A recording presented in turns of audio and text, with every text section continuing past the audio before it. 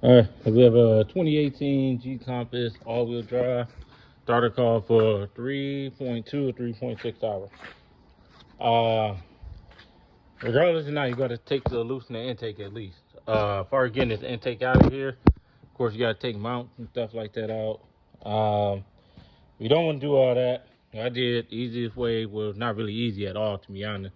I took the axle out here, then I took this bracket out that goes between the front transfer case and the engine block. It bolts up in a couple places here. I took that out, took the axle out. I was able to get to this 14mm bolt on the back end, on the bottom. I popped the breather tube up that goes on top of the transfer case. You can just pop that right up to give yourself a little room to get a long extension like this one.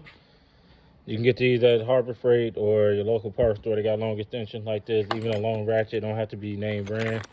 It's going to give you the leverage you need because those bolts are on there tight, very tight. So I didn't take the battery tray or nothing like that out. Lower it down. Yeah, you see, this is a nightmare job.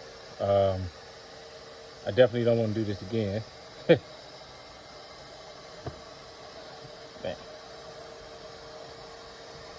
Oh, just keep in mind when you buy some of these cars what the freaking cost may be to repair.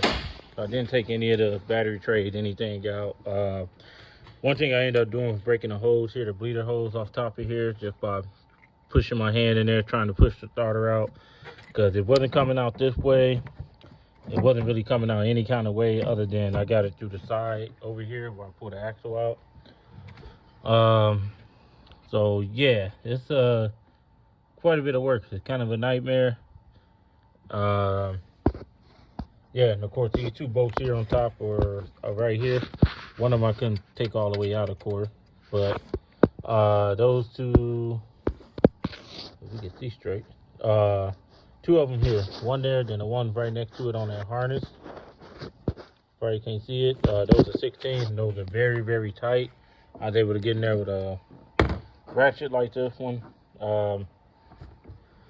and yeah, able to break them loose and just work them little by little instead of taking all this stuff out. Because honestly, even if you take this out, you still going to be fighting no matter what, you know. So I was able to get in there, take the bracket off the throttle body in between the engine block here. Got like this beefy kind of bracket, kind of very useless bracket to be honest with you.